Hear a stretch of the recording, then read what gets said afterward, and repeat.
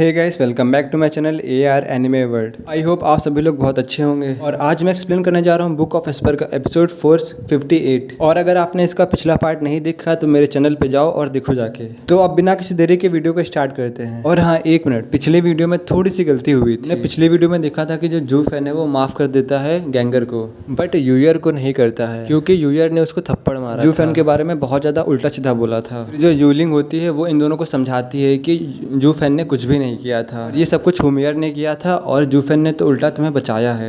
फिर ये सब सुन के वो लोग जूफेन से माफ़ी मांगते हैं, बट जूफेन जो होता है जूफेन होता है वो गैंगर को माफ़ कर देता है, बट यूयर को माफ़ नहीं करता क्योंकि उसने जूफेन के बारे में बहुत कुछ उल्टा सीधा बोला और उसने सबके सामने थप्पड़ भी मारा था जूफेन को। तो अब इस वीडियो को यहाँ से स्टार्ट करते हैं। तो इस वीडियो की स्टार्टिंग में बहुत तेज बूम की आवाज़ आती है और इस आवाज़ को सुन के ऐसा लग रहा था कि कोई चीज़ टूट गई है। और तभी हमें गैंगर को दिखाया जाता है जो कि मेडिटेट कर रहा होता है। और जब वो मेडिटेशन कर रहा था तो उसका जो शरीर होता है वो थोड़ा थोड़ा हिलने लगता है। फिर अचानक से जो उसका शरीर का मोमेंटम है बहुत तेज होने लगता है, मतलब उसका शरीर बहुत तेजी से हिलने लगता है। और फिर जो कोई गैंगर होता है वो ब्रेक थ्रू कर लेता है। और अब जो कोई गैंग है वो टियांग जुआन की जो होंग से पहुंच चुका है। टियांग जुआन याज होंग पर यार एक मिनट, जो लेवल्स के नाम है वो थोड़ा सा डिफिकल्ट है तो मैं इसीलिए बोल नहीं पा रहा हूँ। तो अब कंटिन्यू करते हैं। और हाँ, मैं यहाँ से थोड़ा सा जल्दी जल्दी एक्सप्लेन करूँ क्योंकि यहाँ ज्यादा कुछ है नहीं बताने के लिए। तो जो गैंगर होता है वो ब्रेक थ्रू कर चुका होता है और जो गैंगर का फादर होता है वो ये सब देखकर बहुत ज्यादा खुश हो जाता है और जूफेन की तरफ देखने लगता है रिस्पेक्टफुल आइज से।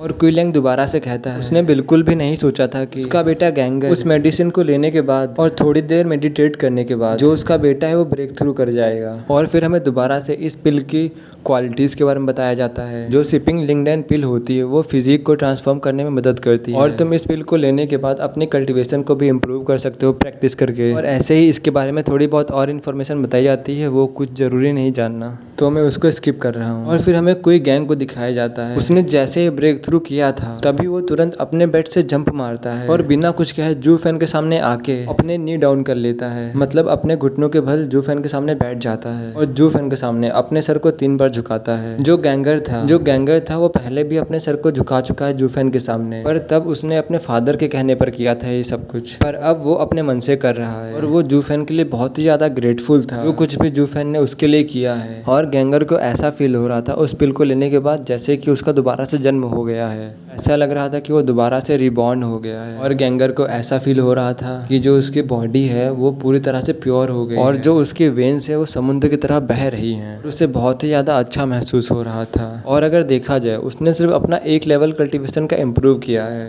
पर गैंगर को ऐसा लग रहा था कि जो गैंगर की ताकत है उसकी पिछली स्ट्रेंथ से वो 10 गुना ज्यादा बढ़ गई। और फिर हमें क्वी लैंग को दिखाया जाता है। जो क्वी लैंग था वो बहुत ही ज्यादा खुश था और जो उसका चेहरा था वो खुशी के मारे पूरा भरा हुआ था। और फिर जो जू फैन होता है उनकी तरफ देखता है और उनको देखते हुए हल्की आवाज से कहता है, तो अब मैंने इन सबको बचा लिया है, तो अब मैं जा रहा हूँ हॉसन मौसोलियम, जिससे कि मैं अपनी प्रैक्टिस को कंटिन्यू कर सकूं। और जैसे ही जू फैन ने ऐसा बोला था और जाने वाला था, वैसे ही यूलिंग बहुत जल्दी में आती है और कहती है, बटलर जू फैन रुकिए। और जू फैन को रोकने के बाद कहती है, जैसे कि आपने गैंगर की बॉडी ठीक की है, आप वैसे ही यूयर की भी बॉडी ठीक कर दीजिए, नहीं तो गैंगर कभी भी ब्रेक थ्रू नहीं कर पाएगी अपने फ्यूचर में और हमेशा ही टियान जुआन लियो स्टेज पर अटकी रह जाएगी और इस लेवल से कभी आगे नहीं बढ़ पाएगी। और तभी जू फैन कहता है, तो क्या हुआ? और इतना कहते ही जू फैन उन दोनों की तरफ देखने लगता है कोल्डली और यूलिंग से कहता है, मैं सिर्फ यहाँ आया था लोगों को बचाने के लिए और अब इससे आगे तुम मुझसे बिल्कुल भी मत कहना। और अब तुम्हें जो कुछ भी कहना है वो लाओ तुझो से पूछो जाके, और वो सब कुछ लाओ तुझो के मूड पर डिपेंड करता है। और अब मैं बहुत ज्यादा ही अपसेट हूँ और मैं इसे बिल्कुल भी बचाना नहीं चाहता हूँ। और जू फैन जैसे ही ये कहता है और अपने स्लीव्स को वेव करता है और वहां से बाहर की तरफ जाने लगता है। और जो यूलिंग होती है ये सब कुछ देख के बहुत ज्यादा शॉक्ड हो जाती है और वहीं पे गिर जाती है, कोलैप्स हो जाती है। और जो यूलिंग की आंखें थे वो निराश से भरी हुई थी और तभी वो युआन लाओ की तरफ देखने लगती है और युआन लाओ से भीख मांगने लगती है।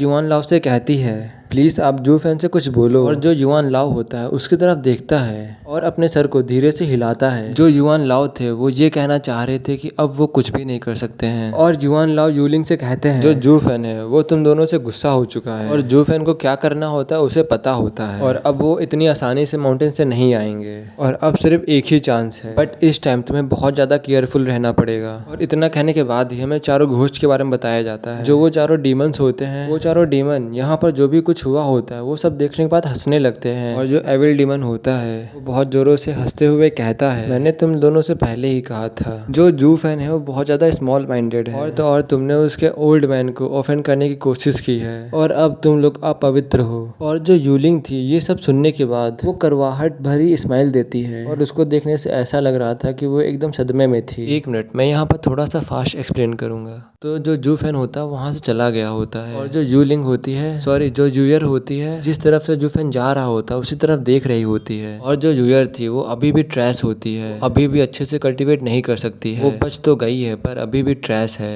और तभी जो यूयर होती है वो धीरे से कहती है, first of all thank you मुझे बचाने के लिए, और मैंने तुमसे माफी भी मांगी, पर मैं तुम्हारे सामने भीख नहीं मांगूंगी अपनी मदद करवाने के लिए। और फिर हमें तभी जूफेन को दिखाया जाता है, और जो जूफेन का फेस था वो थोड़ा सा इंडिफरेंट सा लग रहा था। और जब जूफेन वहां से जा रहा था तो वो कुछ देर के लिए रुका, पर जूफेन ने पीछे पलट कर नहीं देखा और फिर वहां से एकदम से डिसअपियर हो गया। और ऐसा लग रहा था कि जूफेन ने यूयर के वर्ड्स नहीं सुने। और फिर हमें कुई लैंग और बेटे को दिखाया जाता है, वो दोनों ही यूयर की तरफ देख रहे होते हैं। और जो यूयर होती है वो पूरी हेल्पलेस होती है, और यूयर ने अपने आप को इम्प्रूव करने का एक अच्छा मौका खो दिया। वो अपने कल्टीवेशन को इम्प्रूव कर सकती थी, पर अब वो रिग्रेट करने के अलावा कुछ भी नहीं कर सकती है। और फिर हमें चारों डीमंस को दिखाया जाता है। जो चारों डीमंस होते हैं वो चारों बहुत ज्यादा नॉइस कर रहे होते हैं और इधर से उधर भाग रहे होते हैं। और तभी वो चारों डीमंस एक जगह रुक जाते हैं और एक दूसरे की तरफ देखने लगते हैं, और वो चारों एक डाउट में थे और अपना सर खुजाने लगते हैं। और उन चारों डीमंस में से एक कहता है, हम लोग कुछ तो भूल रहे हैं, और आखिरकार अभी हम लोग करने क्या जा रहे थे। और तभी उनको याद आ जाता है आखिर वो लोग भूल क्या रहे थे। उन चारों में से एक डीमन कहता है, हाँ हम तो लुवो फैमिली के कल्याण के लिए जुओ के ग्रह स्वामी से पूछना चाहते थे, आखिर बूढ़े लोगों को पुरस्कार क्यों मिला और हमें नहीं मिला। और वो लोग कुछ देर तक सोचने लगते हैं, और अचानक से एक घोष बहुत तेजी से बोलता है, मतलब एक डीमन बहुत तेज से बोलता है। और यह सुनते ही चारों ने सर हिलाया। वो कहते हैं, यह सही है, यही बात है, हम जुओ फैन से उस टोंग डियान पिल के बारे में बात करना भूल गए। और ये वाला एपिसोड मैं यहीं पे खत्म करता हूँ। 2 के सब्सक्राइबर होने वाले हैं तो जल्दी से कंप्लीट करा दो यार। और मैंने डिस्क्रिप्शन में बैकअप चैनल की लिंक दी, उसको भी सब्सक्राइब कर लो जाके। और अब मिलते हैं नेक्स्ट एपिसोड में। Bye bye, good night.